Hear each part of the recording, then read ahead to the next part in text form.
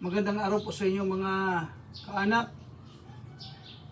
Ang clan ng mga disipulo, ang clan ng mga Daes, Luzon, Visayas at Mindanao. Magandang araw po sa inyo lahat. Hello po sa inyo lahat.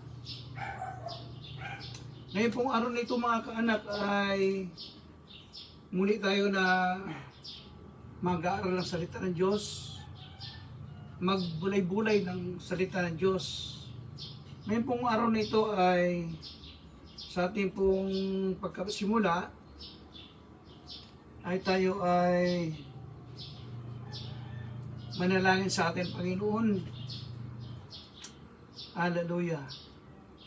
Purihin ang Panginoon.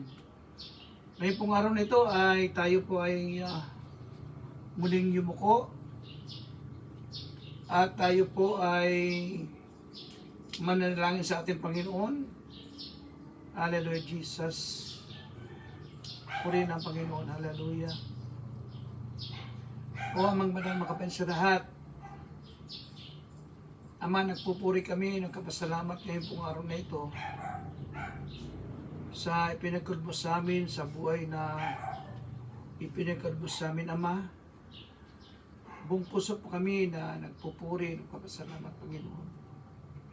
Dalangin po namin sa araw na ito, Panginoon, na iyo kaming gabayan at nubayan ng iyong Espiritu.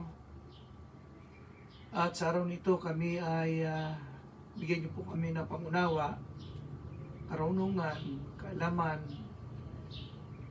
Espiritu ng pangunawa, Panginoon. Ama, dinadalain ko po ang aking mga kaanak, Luzon, Visayas at Mindanao, ang clan ng mga disipulo, ang clan ng mga Daes na sila, Ama, ay patuloy niyo po na pagpalain, maging ang kanilang kalusugan, Panginoon. Inyo silang pagpalain na kilang Diyos.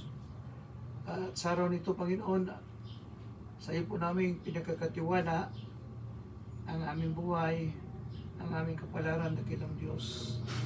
Maraming salamat po, inyo kaming kasya ng iyong kapangyarihan ng Espiritu ni Lord Jesus at gabayan sa araw na ito, Panginoon. Salamat po, ikaw po magpala sa amin. Maraming salamat po sa pangalan ni Jesus. Amen. Ngayon pong araw nito, mga kaanak, ay marami pong problema ang ating bansa.